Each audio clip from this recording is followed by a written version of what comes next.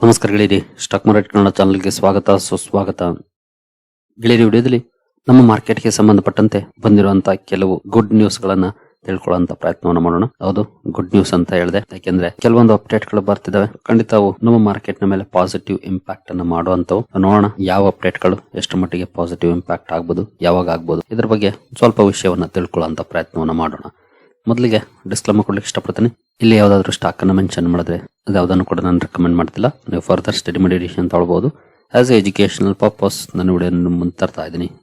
ಹಾಗೆ ಡಿಸ್ಕ್ರಿಪ್ಷನ್ ಅಲ್ಲಿ account opening link ಇರುತ್ತೆ, ಅಕೌಂಟ್ ಅನ್ನು ಓಪನ್ ಮಾಡ್ಕೊಳ್ಬಹುದು. ಹಾಗೆ ಇನ್ವೆಸ್ಟ್ಮೆಂಟ್ ಗೆ ಸಂಬಂಧಪಟ್ಟಂತೆ ನಿಮ್ಗೆ ಏನಾದ್ರು ಸಪೋರ್ಟ್ ಬೇಕು ಅಂತಂದ್ರೆ ಇಲ್ಲಿರುವಂತಹ ನಂಬರ್ಗೆ ಕಾಂಟ್ಯಾಕ್ಟ್ ಮಾಡಬಹುದು. ನಮ್ಮ ಟೀಮ್ ಇಂದ ಸಪೋರ್ಟ್ ಸಿಗುತ್ತೆ. ಇಲ್ಲಿ ಮೆನ್ಷನ್ ಮಾಡಿರುವಂತಹ ಎಲ್ಲ ಸರ್ವಿಸಸ್ ನಮ್ಮ ಮೂಲಕ ಸಿಗುತ್ತೆ. ಬಟ್ ಈ ಸರ್ವಿಸಸ್ ಸಿಗಬೇಕು ಅಂದ್ರೆ ನಮ್ಮ ಮೂಲಕ ಅಕೌಂಟ್ ಓಪನ್ ಆಗಿರಬೇಕು. ಹಾಗಾಗಿ ಲಿಂಕ್ ಅನ್ನು ಬಳಸ್ಕೊಂಡು ಅಕೌಂಟ್ ಓಪನ್ ಮಾಡ್ಕೊಳ್ಳಿ, ನಂತರ ಕಾಂಟ್ಯಾಕ್ಟ್ ಮಾಡಿ. ಹಾಗೆ ಇನ್ ಕೇಸ್ ಅಕೌಂಟ್ ಓಪನ್ ಮಾಡುವಾಗ ಏನಾದರೂ ಸಮಸ್ಯೆಗಳಾದ್ರೂ ಕೂಡ ಸೇಮ್ ನಂಬರ್ಗೆ ಕಾಲ್ ಮಾಡಿ, ಅದಕ್ಕೂ ಕೂಡ ಸಪೋರ್ಟ್ ಮಾಡಿ ಇಮಿಡಿಯೇಟ್ಲಿ ಪ್ರೋಸೆಸ್ ಅನ್ನ ಕಂಪ್ಲೀಟ್ ಮಾಡೋಕ್ಕೂ ಕೂಡ ಹೆಲ್ಪ್ ಮಾಡ್ತೀವಿ. ಇನ್ನು ಸುದ್ದಿಗಳ ಕಡೆ ನಾವು ಬರೋದಾದ್ರೆ ನೋಡಬಹುದು, Indian equities set for re-rating. Sensex could hit 1,07,000 by 2026 end in bull case, Morgan Stanley says.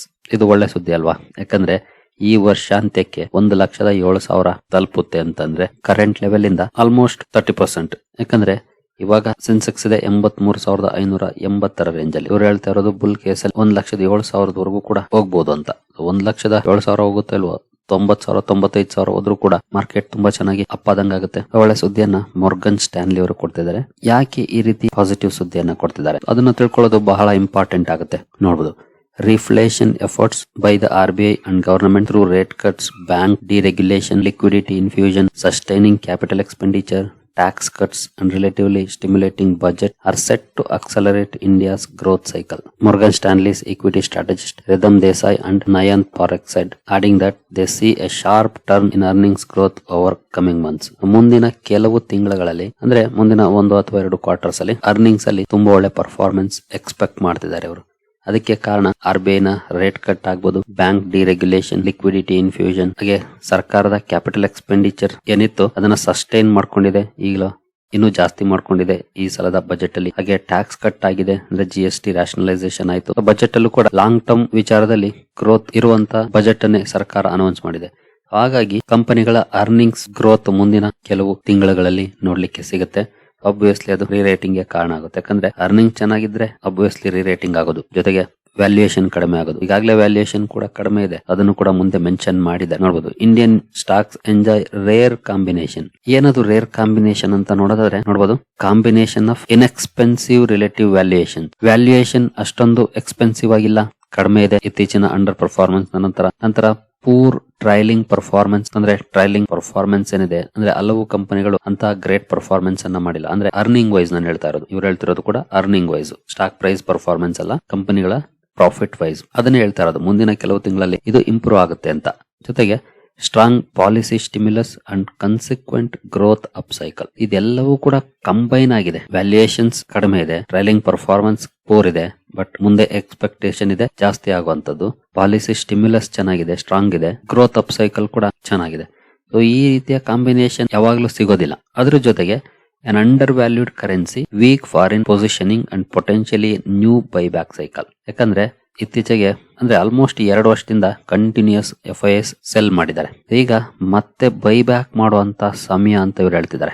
Buyback cycle start ಆಗ್ಬೋದು ಅಂತ. ನಮ್ಗೆ ದೊಡ್ಡ ಮಟ್ಟದ ಬೈಬ್ಯಾಕ್ ಬಂದಿಲ್ಲ ಅಂದ್ರು ಏನು, ಇವ್ರು ಸೆಲ್ ಮಾಡಿದ್ದಾರೆ, ಅದ್ರಲ್ಲಿ ಅರ್ಧದಷ್ಟು ಬೈ ಮಾಡಿದ್ರು ಕೂಡ ಮಾರ್ಕೆಟ್ ಅಲ್ಲಿ ತುಂಬಾ ಒಳ್ಳೆ ಪರ್ಫಾರ್ಮೆನ್ಸ್ ಅನ್ನ ಎಕ್ಸ್ಪೆಕ್ಟ್ ಮಾಡಬಹುದು. ಇಲ್ಲೇ ಇದೆ ನೋಡಬಹುದು, they noted that Indian equities posted worst trailing 12 month performance in history. ಇತಿಹಾಸದಲ್ಲೇ ಅತಿ ಕೆಟ್ಟ ಟ್ರೈಲಿಂಗ್ 12 ಮಂತ್ ಪರ್ಫಾರ್ಮೆನ್ಸ್ ಅನ್ನ ನಮ್ಮ ಇಂಡಿಯನ್ ಇಕ್ವಿಟೀಸ್ ಪೋಸ್ಟ್ ಮಾಡಿದೆ. As a result relative valuations are moving towards previous troughs. Valuation ಕಡಿಮೆ ಇದೆ.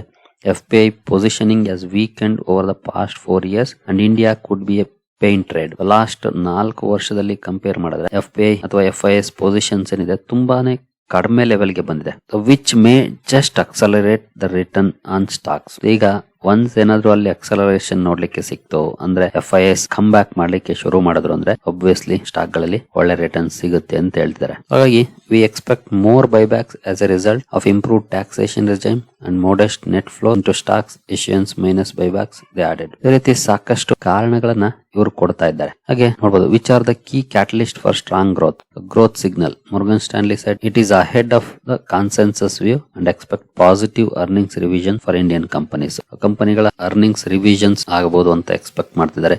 RBI ಪಾಲಿಸಿ ಸಪೋರ್ಟ್ ಇದೆ growth ಗೆ. ನಂತರ ಪಾಲಿಸಿ ರಿಫಾರ್ಮ್ಸ್, ಸರ್ಕಾರ ಪ್ರೈವೇಟೈಸೇಷನ್ ಕಡೆ ಗಮನ ಕೊಡ್ತಾ ಇದೆ ಕೆಲವು ಸೆಗ್ಮೆಂಟ್ಸ್ ಅಲ್ಲಿ, ಎಲ್ಲ ಕಡೆ ಅಲ್ಲ, ಕೆಲವು ಸೆಗ್ಮೆಂಟ್ಸ್ ಅಲ್ಲಿ ಲೈಕ್ ಬ್ಯಾಂಕಿಂಗ್ ಅಲ್ಲಿ. ಹಾಗೆ ಕೆಲವು ಈಗ ಮೊನ್ನೆ ತಾನೇ ಡಿಫೆನ್ಸ್ ಗೆ ಸಂಬಂಧಪಟ್ಟಂತೆ ಒಂದು ಸುದ್ದಿಯನ್ನು ನೋಡಿದ್ವಿ, ಅದು ಕೂಡ ಒಂದಷ್ಟು ಗ್ರೋತ್ ಗೆ ಕಾಂಟ್ರಿಬ್ಯೂಷನ್ ಅನ್ನ ಮಾಡಬಹುದು. ಇನ್ನು ಫಾರಿನ್ ಬೈಯಿಂಗ್ ತುಂಬಾ ಸೆಲ್ ಮಾಡಿದ ನಂತರ ಮೊನ್ನೆ ಒಂದಷ್ಟು ಬೈಯಿಂಗ್ ಅನ್ನ ಮಾಡಿದ್ರು. ಇವತ್ತೊಂದು ಡೇಟಾ ಕೂಡ ಬಂದಿದೆ, ಅದನ್ನು ಕೂಡ ನೋಡೋಣ ನಾವು ನಂತರ. ಇವೆಲ್ಲವೂ ಕೂಡ ಬಹುಶಃ ಒಳ್ಳೆ ಪರ್ಫಾರ್ಮೆನ್ಸ್ ಗೆ ಕಾರಣ ಆಗ್ಬಹುದು ಅಂತ ಹೇಳಿದ್ದಾರೆ. ಬುಲ್ ಕೇಸ್ ಅಲ್ಲಿ 1,07,000 ಎಕ್ಸ್ಪೆಕ್ಟ್ ಮಾಡ್ತಿದ್ದಾರೆ.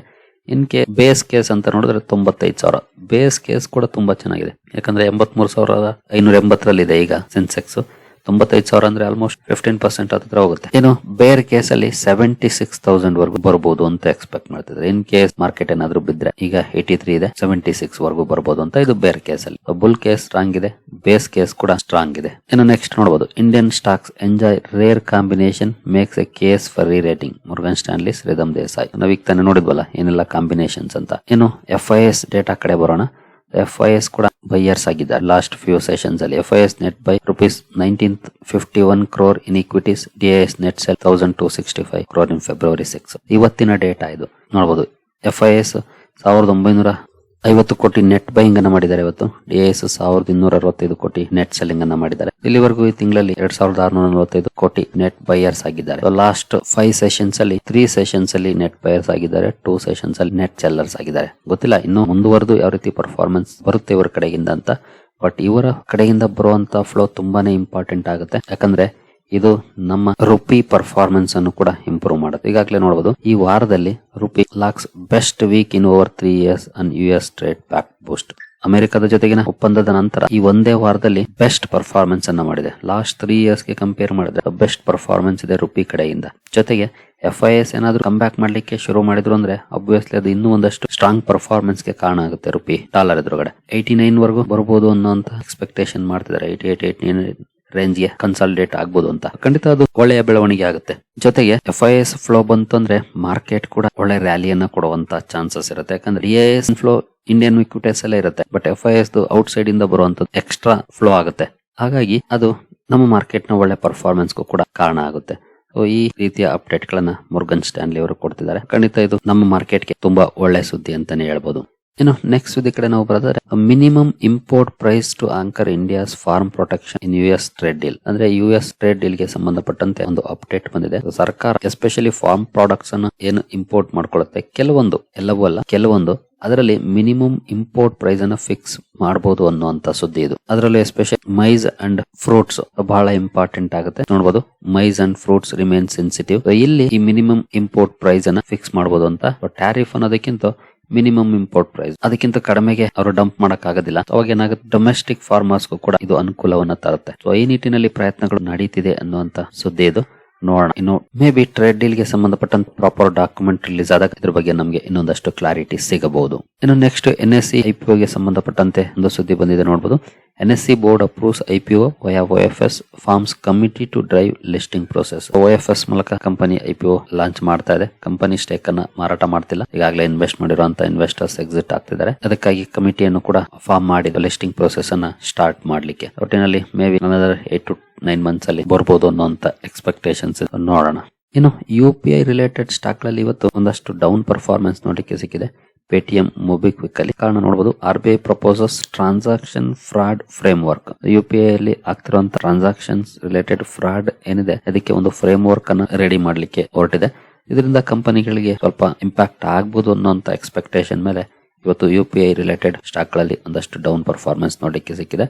ಬಟ್ ಅಗೇನ್ ಇದೇನು ದೊಡ್ಡ ಮಟ್ಟದಲ್ಲಿ ಡಿಫರೆನ್ಸ್ ಮಾಡುವಂತದ್ದಲ್ಲ, ಯಾಕಂದ್ರೆ ಆಕ್ಚುಲಿ ಸೇಫ್ಟಿ ಬೇಕೇ ಬೇಕು. ಇತ್ತೀಚೆಗಂತೂ ಸಾಕಷ್ಟು ಫ್ರಾಡ್ಸ್ ಆಗ್ತಾ ಇದೆ. ಹಾಗಾಗಿ ಕಂಪನಿಗಳು ಕೂಡ ಅದನ್ನ ಅವಾಯ್ಡ್ ಮಾಡೋ ಪ್ರಯತ್ನವನ್ನ ಮಾಡಬೇಕು. ಅದಕ್ಕಾಗಿ ಒಂದು ಹೆಜ್ಜೆ ಬೇಕಾಗಿದೆ. ಆ ನಿಟ್ಟಿನಲ್ಲಿ RBI ಪ್ರಯತ್ನವನ್ನ ಪಡ್ತಾ ಇದೆ. ಈಗ ಜಸ್ಟ್ ಪ್ರೋಸೆಸ್ ಅನ್ನ ಸ್ಟಾರ್ಟ್ ಮಾಡಿದೆ ಅಷ್ಟೇ. ಇನ್ನು ಮುಂದಿನ ದಿನಗಳಲ್ಲಿ ಇದಕ್ಕೆ ಸಂಬಂಧಪಟ್ಟಂತ ಡ್ರಾಫ್ಟ್ ರೂಲ್ಸ್ ಅನ್ನು ಕೂಡ ಅನೌನ್ಸ್ ಮಾಡುತ್ತೆ RBI. ಸರಿಗಳೇ, ಈ ಎಲ್ಲ ಅಪ್ಡೇಟ್ಸ್ ನಿಮಗೆ ಇಷ್ಟ ಆಗಿದೆ ಅಂದ್ಕೊಳ್ತೀನಿ. ಹಾಗೆ ಡಿಸ್ಕ್ರಿಪ್ಷನ್ ಅಲ್ಲಿ ಅಕೌಂಟ್ ಓಪನಿಂಗ್ ಲಿಂಕ್ ಇದೆ, ಅಕೌಂಟ್ ಅನ್ನು ಓಪನ್ ಮಾಡ್ಕೊಳ್ಬಹುದು. ಮುಂದಿನ ವಿಡಿಯೋದಲ್ಲಿ ಸಿಗೋಣ. ಅಲ್ಲಿವರೆಗೂ ಜೈ ಹಿಂದ್, ಜೈ ಕರ್ನಾಟಕ.